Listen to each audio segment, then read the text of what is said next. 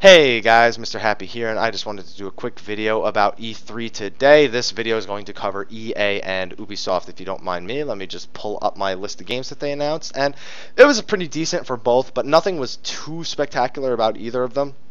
First, I want to talk about EA though, because EA is such a hyped, a high topic when it comes to gamers. A lot of gamers don't like them. They feel like they're a company that they were rated worst gaming company of the year, I believe, 2 years in a row. So it's going to be a pretty hard thing to fall out of, but they're at least trying to at least not fall into that category next year. Anyway, some of the games I talked about weren't that exciting. You had Plants vs. Zombies Garden Warfare. It looked like Dungeon Defenders, and it might intrigue some people. I'll probably give it a shot. It looks like it'll be a nice, cheap little game, and it looks like it'll entertain me for a few days, maybe even a week, other than Final Fantasy XIV.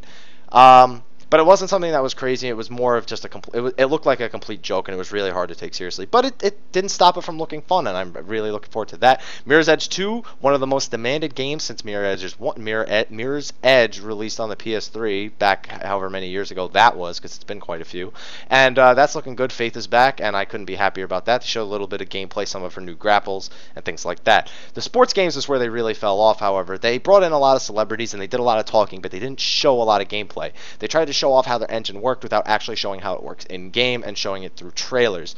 Now, I can understand bringing celebrities in for a sports show. If you bring a football player to talk about football, a basketball player to talk about basketball, and UFC fighters talk about UFC, which was one of the better appearances here, was the UFC one, due to the fact that the fighters, two champion fighters, were actually there, John Jones being one of them.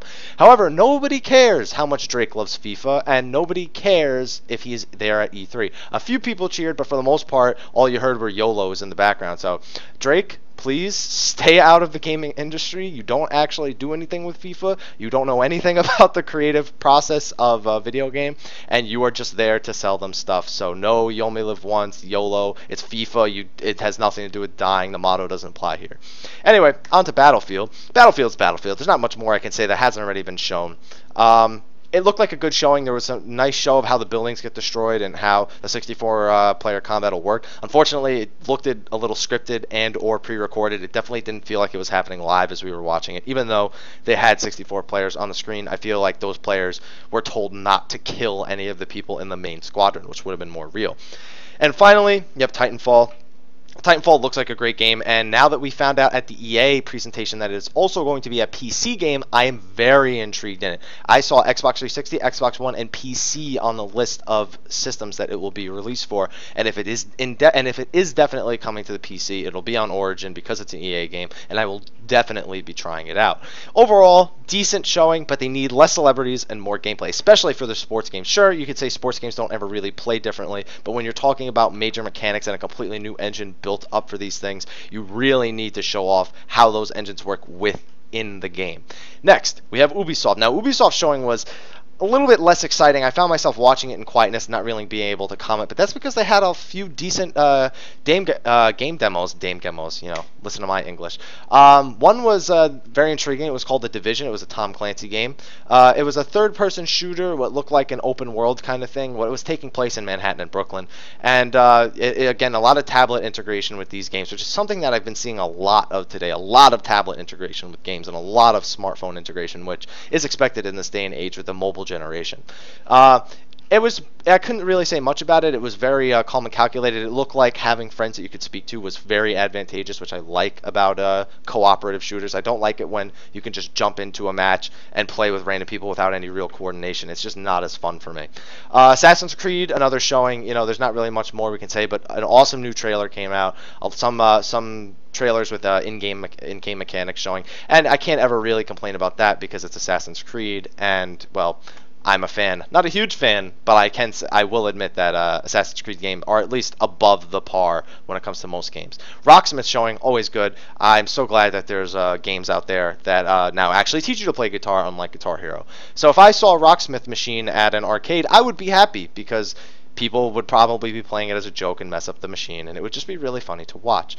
Now, there were some low points that were surprisingly low points. One of the biggest one being Rabbid's Invasion. This game looks like it was made specifically for the Xbox One and its TV capabilities. It's taking a show for the Rabbids, which I'm not even familiar with because I've seen pictures, but I'm not very familiar with them. And kids get to point and do stuff with a Kinect. You're basically interacting with a television show, and it's not too exciting for anyone who's actually a hardcore gamer. Maybe someone will play it as a joke just to see it was funny, and expect some funny videos out there when the Xbox One comes out for that. Rayman had a decent showing. Rayman has a huge following, but it felt very underwhelming. The initial trailer they showed didn't really match the gameplay they showed later. It was one of those games where it looks far more impressive in the trailer than it does when you actually see the game. However, it didn't look like a bad platformer at all. If you're a fan of Trine or anything that involves any sort of like puzzle platforming, it looks like it's pretty good. It's a very action puzzle platform based game, and for those of you who like those kind of games, it's definitely going to be pleasing. And the last game I want to talk about from Ubisoft, this isn't the only game. They actually, let me speak about a racing game they did. There were a few interesting racing games today. I'm not a huge racing game fan, so I didn't bring them up, but for you guys, I'll bring them up. Need for Speed Rivals looked a little bit too complex for what it was trying to do. Need for Speed is just Need for Speed, but they're trying to add all this single player and multiplayer integration that just makes it so that everything works seamlessly, and it's all right, but unfortunately for me, I just like to get behind a wheel, and yes, I mean a wheel, not a controller, and I just like to go in and play and drive really, really fast. You also had some racing game that was very open world-ish that I can't really remember what the name was for Ubisoft. It didn't pique my interest too much, and especially because it seemed to be having some networking code problems when they were playing it. There was a lot of lag, and it looked very unfinished, so I really don't want to comment about it right now, but be on the lookout for it because it's bound to be getting some fixes and being shown off a little bit more as the week goes on. And finally, the final game I actually want to talk about was the Mighty Quest for Epic Loot. This was a Ubisoft game. It's free. It's a freemium game for those of you who are wondering. You can pay for early access to the beta, and you can also pay to get more weapons and stuff. Basically, you build a castle, very tower defense style, and you put monsters in places like that, and you put cannons and things like that. People have to invade your castle, survive, and get out with the treasure that they find, and you do the same thing to other people's castles. It's a nice way to integrate, and the trailer for it was hilarious. That was actually a very high point, was the trailer that came after they showed how the game works. There were some other things that were shown off, games that didn't really pique my interest too much with both EA and Ubisoft, but both of them had decent performances today. They really need to step it up over the next few days, show off a lot of their premium games, show why those franchises are going to be big coming into the next generation. Thank you. I am going to wait patiently for the Sony conference to come up. If you like this video, please like, favorite, subscribe, share, all that cool stuff. Also, leave a comment below, do whatever you want to do with the video, and leave recommendations, things like that. Be on the lookout for my thoughts on the Sony conference, and be prepared for June 11th through 13th, where I'll be doing a video each day covering the Final Fantasy XIV changes and the Square Enix updates that they are going to be announcing over the next couple days. Thank you for watching, and I hope you enjoy the rest of your E3 week.